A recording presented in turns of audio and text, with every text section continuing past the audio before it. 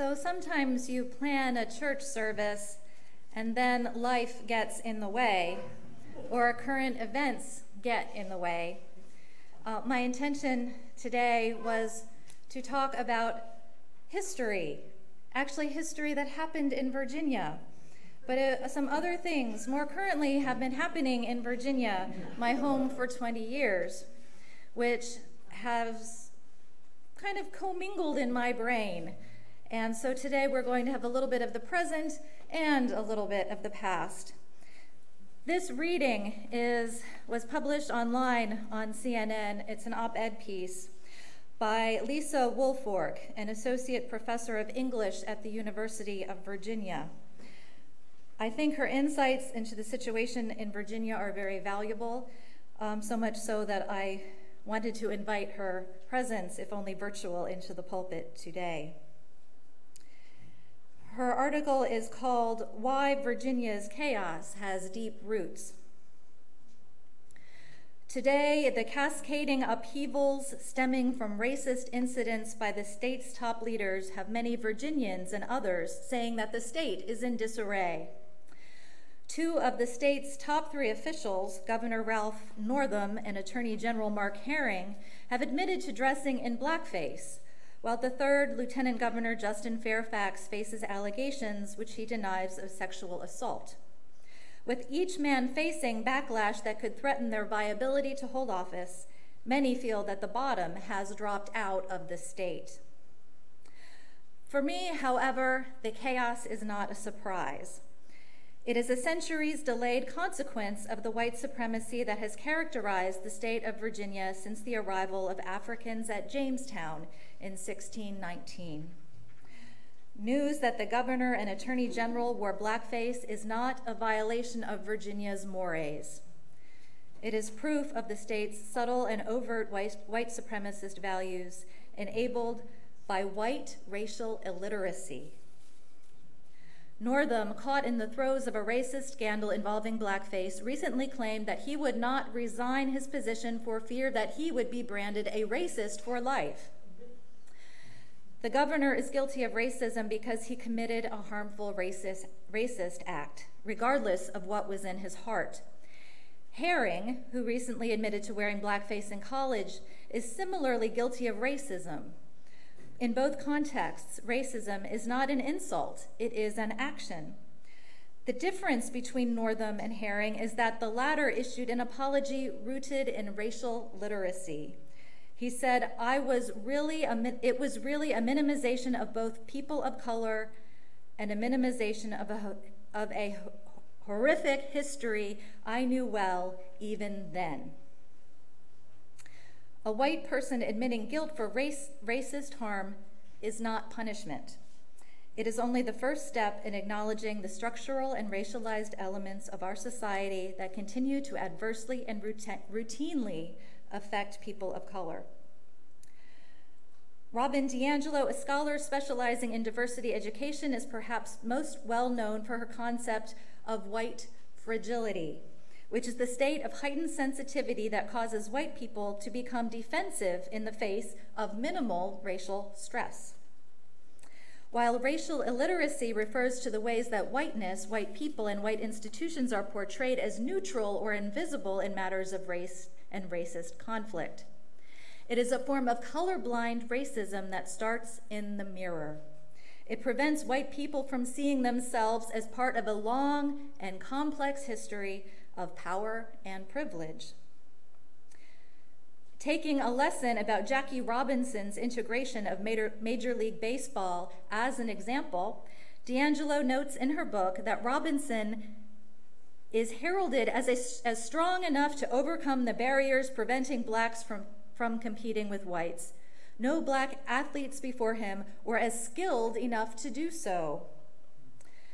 A racially literate model for this lesson would render the role of white people and white institutions visible, claiming instead Jackie Robinson was the first black man whites allowed to play Major League Baseball. The dangers of white racial illiteracy include gestures that obscure the reality of ongoing institutional white control while reinforcing individualism and the illusion of meritocracy, while also leaving white people with simplistic explanations for racial inequality. White racial illiteracy is a skill deficit left unexamined and uncorrected ultimately harms the public good. It seems that for many in America, it is worse to be called a racist than to commit racist acts. Many white people lack the framework to understand how the complexities of race and racism are embedded in a system designed to protect them from racialized knowledge and its consequences. I note this lack among many white Americans, not to defend or rationalize this ignorance, but to call on white people to be accountable, to level up. It is time for white people to become racially literate. To be sure, some might say that white racial literacy is just a way to make white people feel bad about themselves. Some might say that to increase white people's awareness of their whiteness is simply white guilt by another name. But it is important to consider why the phrase white guilt has so much power to stop conversations about race in America, to stymie what could become careful self-examination by white people. At its root, the concept of white guilt assumes that racism is the product of intent, when, as recent events in Virginia show, it can be the product of ignorance, of socialization or apathy to the experience of those who are not like you. This falsehood about white guilt is a toxic outcome of white racial illiteracy. While racial illiteracy is a current consequence of life in our white supremacist society, it is not inevitable. Historically, white racial illiteracy allowed white people to harm people of color with impunity and at times with the blessings of the state, i.e. Jim Crow, who was actually a blackface minstrel character before becoming a system of governance crafted by white people to segregate themselves and consolidate power. Governor Northam's refusal to see the damage of his racism reveals the danger that white racial illiteracy presents for our democracy. In contrast, Herring's apology will ideally model a way forward for other white people to truth, healing, and reconciliation with their harmful past. The white racial illiteracy on display in Virginia obscures an important factor, which is the damage this illiteracy has on the lives of Virginians harmed by racist images in its public spaces and public schools. In Charlottesville and Richmond, for example, Confederate statues continue to dominate the city landscape. A handful of white racial illiterates are currently suing Charlottesville's city councilors over their votes to move the racist objects. Pro-Confederate lawyers argue that removing these Civil War participation trophies would cause irreparable harm when the opposite is true. This type of white racial illiteracy will continue to wreak havoc through the state long after the scandals in Richmond have ended.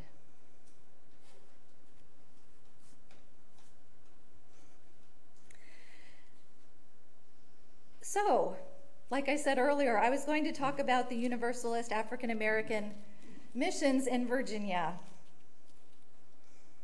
I was hoping, the story would provide a chance to learn from some of our faith traditions' missed opportunities and failures in the past regarding racial diversity.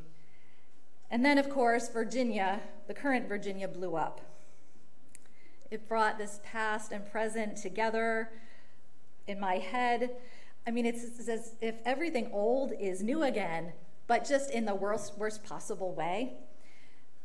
The story of the Virginia missions is actually from a book edited by UU minister Mark Morrison Reed.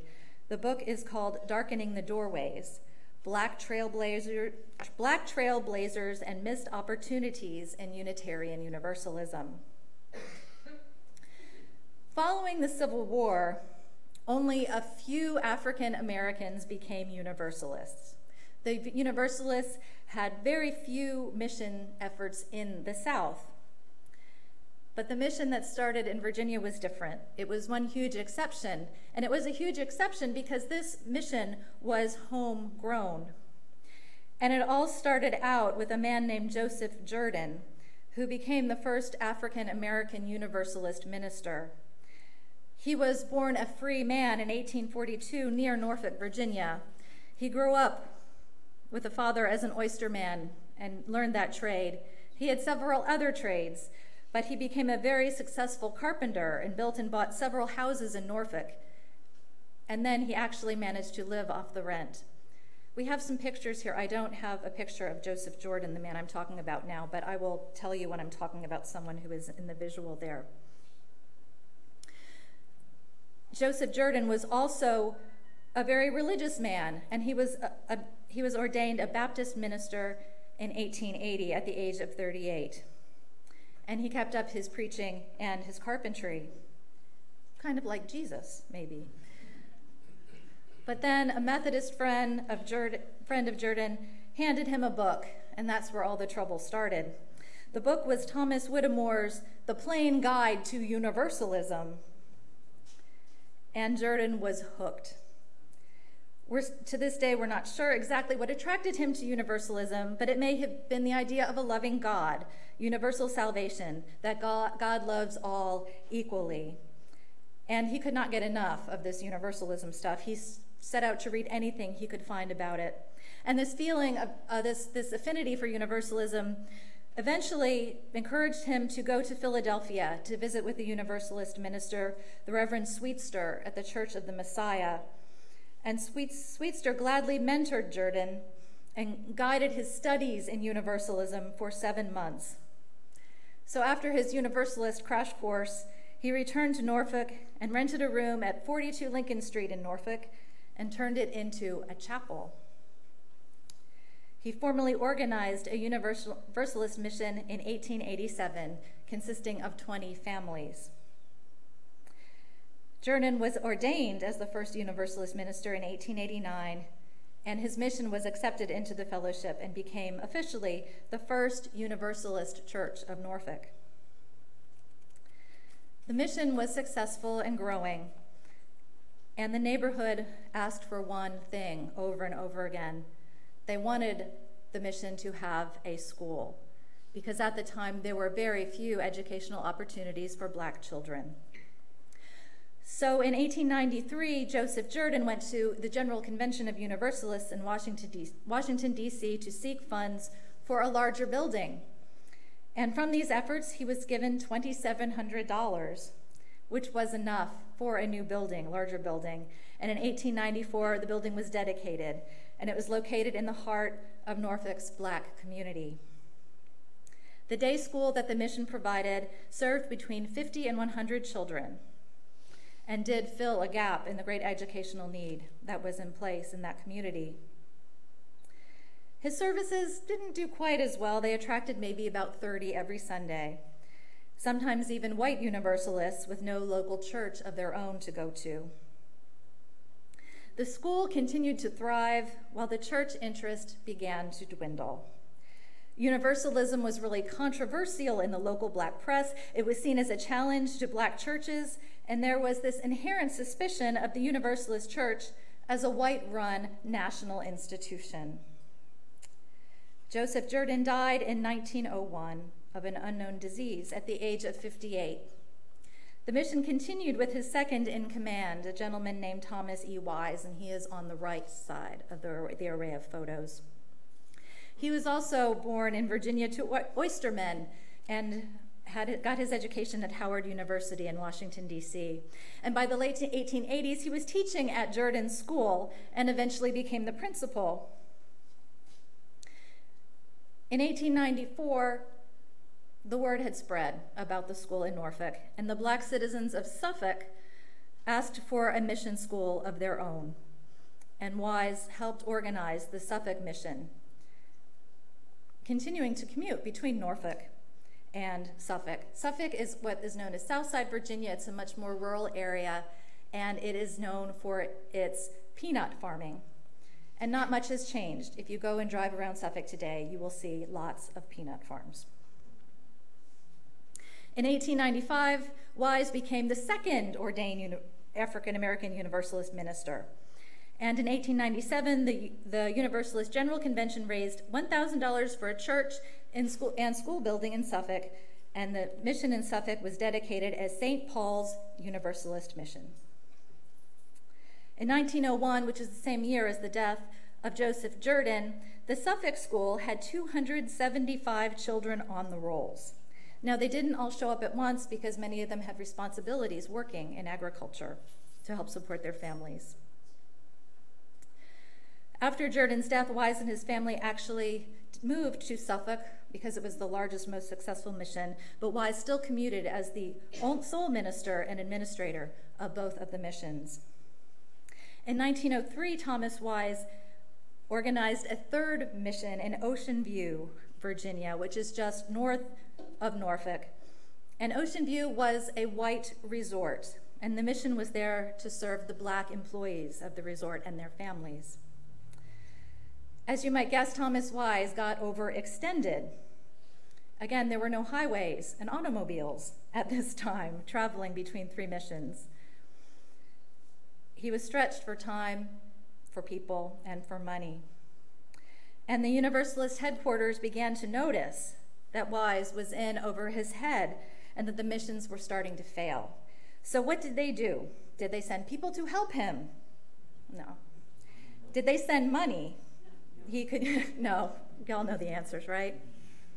No. Instead, the Universalists concluded that due to the overextension, only the Suffolk mission, the largest and most successful, should stay open. The Universalist higher-ups also dictated that the Suffolk Mission School should change its focus from academic education to technical education. There was an ongoing debate at the time. W.E.B. Du Bois emphasized academic education. Booker T. Washington emphasized technical training. And the denomination also began to question as to whether Thomas Wise was really preaching universalism, and was he a real universalist? And was his the few called his doctrinal foundation shaky? Was it true? Who knows? And Thomas Wise really didn't want to see any of the missions go away, and he was upset about the switch from academic to technical training, which ensured that his best students would not continue to get academic education. So in 1904, strain of overwork and lack of denominational support led to Thomas Wise leaving the mission and leaving Universalism. He joined the African American Episcopal Church, taking 8 members of the struggling Norfolk Church with him. And he ended his career by moving to Alexandria and becoming a grocer.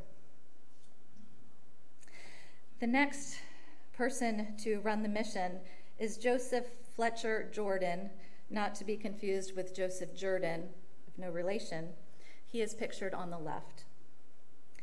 Joseph Fletcher Jordan was born into slavery in 1863 in North Carolina.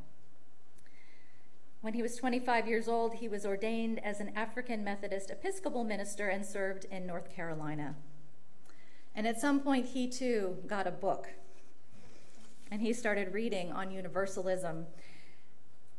The book meant a lot. He and his wife used it in their personal devotional practice. But Jordan continued to serve.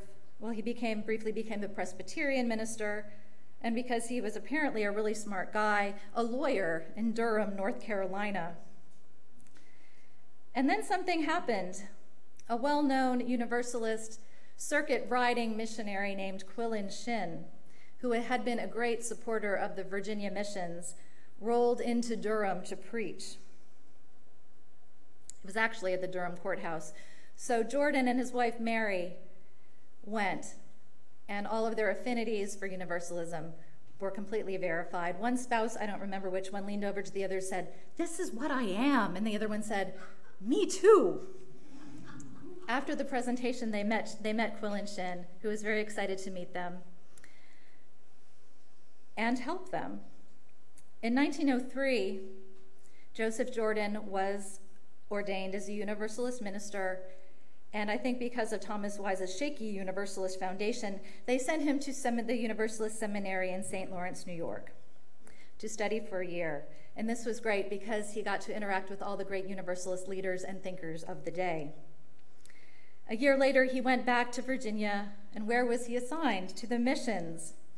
It just so happened that he and his wife arrived 1 week after Thomas Wise had left and found things in great disarray. So it was Joseph Jordan who was actually forced to close the Ocean View and the Norfolk schools and to concentrate on Suffolk. And the school was renamed Suffolk Normal Training School. Now, this didn't stop Joseph Jordan from dreaming about expanding the school to all grades and to even expand it so that they could provide training for future Black Universalist ministers. But there was money to achieve this dream, and he knew how much money it would take. It would take $6,000 to achieve this dream. So he went to the Universalist General Convention, and said they could not afford to give him that sum. But at this very same time, on an annual basis, they were giving $6,000 to missions in Japan. By 1917, the Universalist General Convention had given $275,000 to missions in Japan. But this was not going to deter Joseph Jordan. He decided he was going to do a fundraising tour of Universalist churches in the Northeast, asking individual churches to contribute to his cause. He did his tour, and he managed to raise $1,500, which could only fund an addition to the existing building. But the addition took place, the school expanded, and they could accommodate 300 students. And by this time, Jordan's wife and both of his daughters were serving as full-time teachers at the school. Because the Suffolk area was peanut country, Planters Nuts, the Mr. Peanut people, they actually built a processing plant in the area, and Jordan worked closely with the Planters people to get his graduates hired there, and he also expanded the school hours so children would have a place to be when their mothers worked in the plant. And Jordan, I think partially because he needed to bring in extra money for his family in the school, he was a prolific participant in the community and also wore many hats and did many jobs. He was a correspondent for the local Black newspaper. He supported the local fair. He acted as an insurance agent. He was a juvenile probation officer and a pillar of the community. He and his family were really accepted. They might have been iffy about that universalism stuff, but the school was a community center. Every year, at graduation, the children would perform, and it was the show of the town. 25 cents admission. It was the thing in Suffolk, Virginia at the time. Joseph Jordan died in 1929, still being an ardent Universalist. Shortly after his death, the next leader of the mission was his daughter, Annie Willis, who is pictured in the middle. She served as that school principal for 45 years, through many incarnations that were not fun. She quickly realized she was not a minister, she was an educator. So the church, the mission church, became inactive, but the school continued.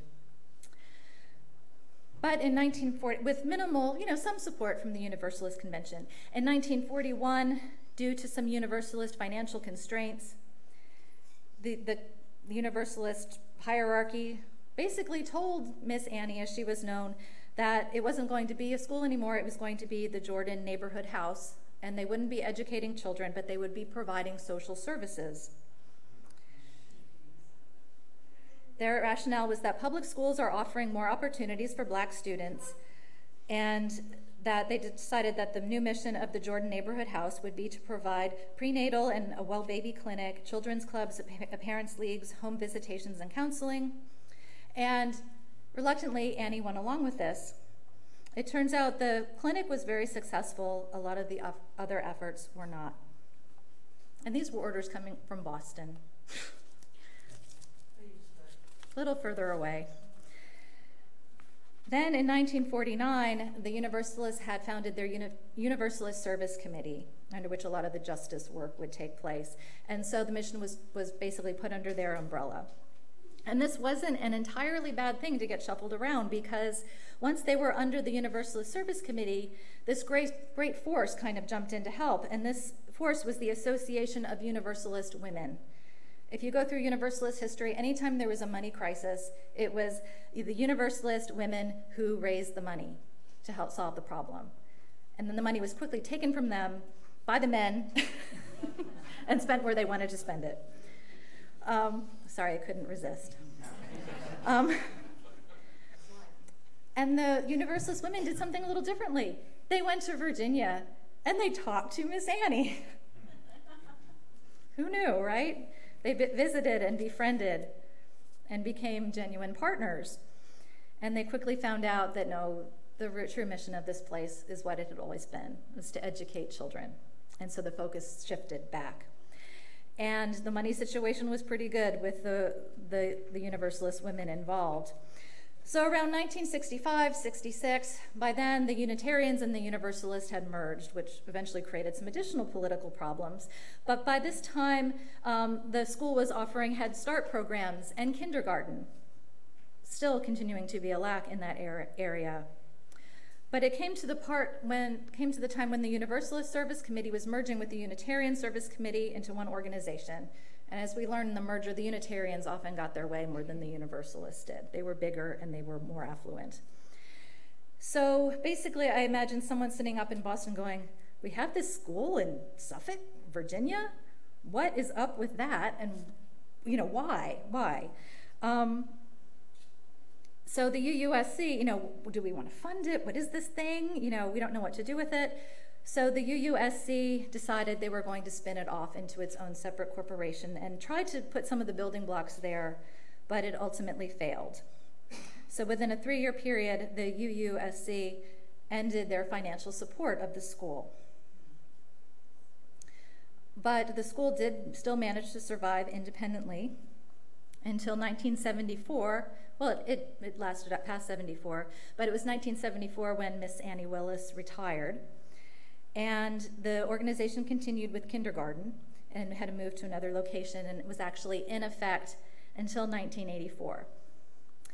About 3 years after her retirement, in 1976, Annie Willis passed away, almost forgotten by our association, but yet she was still an ardent Universalist at heart. Around Virginia, if you talk to any African-American native Virginians who have uncles and cousins and grandparents all over Virginia, they know the school today. Everyone knows a parent or a grandparent, cousin, uncle, and they remember Annie Willis. So that's the story of the Virginia mission. I can't help but wonder how the story may have been different if the Universalists had gone all in on these missions in terms of commitment of people and resources. The Universalists did offer some support, and particular individuals like Reverend Sweetster and Quillen Chin were definitely all in, but it wasn't enough. From the denomination as a whole, there seemed to be some reluctance, some half-heartedness, some lack of a true commitment. In his analysis, Mark Morrison Reed says that racial prejudice and paternalism were a factor in the reluctance to go all in on the Virginia missions. The substantial difference in the subsidies given to Suffolk as opposed to the $250,000 provided for Japan suggests this, as does the dispute with Thomas Wise over the mission school's direction.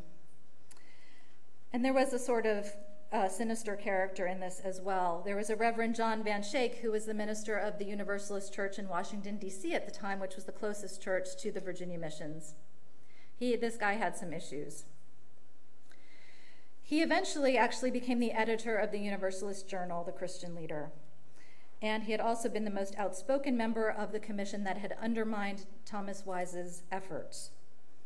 When the denominational leadership endorsed Jordan's tour to raise funds to expand the school, this guy, Van Schaik, was the lone dissenter. And when he took over as the editor of the large Universalist publication in 1923, he turned what were once feature articles about the missions in Suffolk and Japan into brief updates buried further back. In addition to racism and paternalism, Mark Morrison Reed shares other reasons that Universalism as a religious option for African Americans of that time failed. Theologically, Universalism didn't address the conundrum of Black suffering, which really severely limited its appeal. It was hard to convince someone born into slavery that there was no hell for slave owners, and that their own unearned suffering did not serve a purpose of redemption.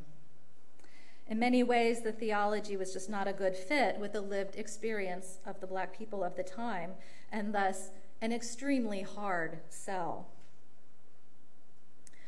So today we've heard two stories from Virginia, one older, one hot off the press. These stories are joined through time because they are both stories about race. They are both stories about white people missing the mark with painful consequences. Both stories have self-defeating, conflicted white people saying they believe in an America of equality or a universalist religion for all, but their behavior lends us to question their assertions. It makes me realize we haven't come nearly far enough in the roughly 100 years between these stories. And of course, these stories aren't just limited to Virginia history. History itself has countless tales like these from many places regarding many races, and so do the recent headlines. All of this brings an old famous quote to mind: "Those who cannot remember the past are condemned to repeat it." But I'm going to change that up a little bit. To those who cannot remember the past and do not understand their critical role in the present, cannot build a better future. And in the spirit of increasing understanding, the sources for this service will be posted on Facebook and go out in the e-news this week. Amen, and blessed be.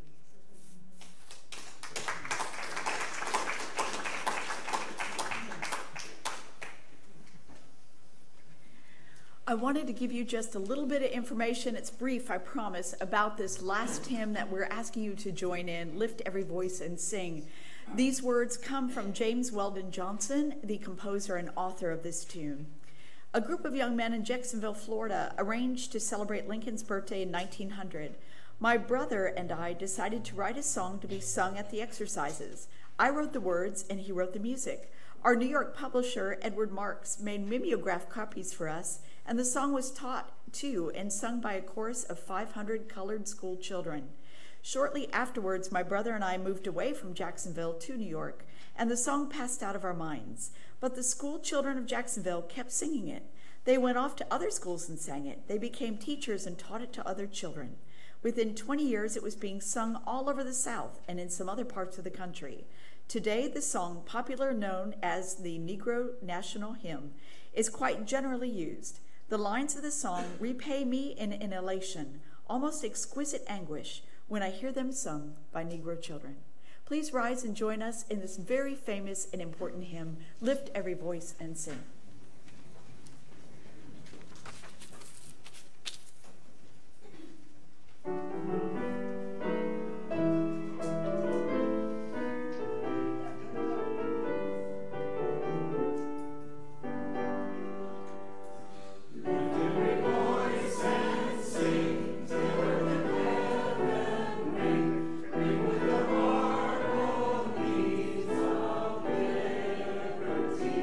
Let our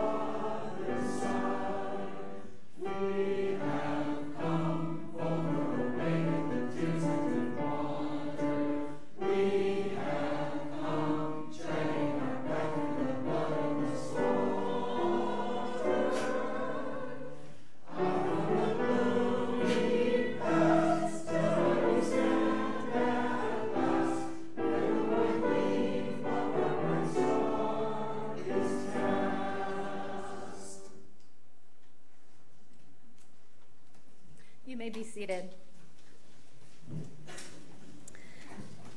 Our closing words are from the late Reverend Marjorie Bowens Wheatley.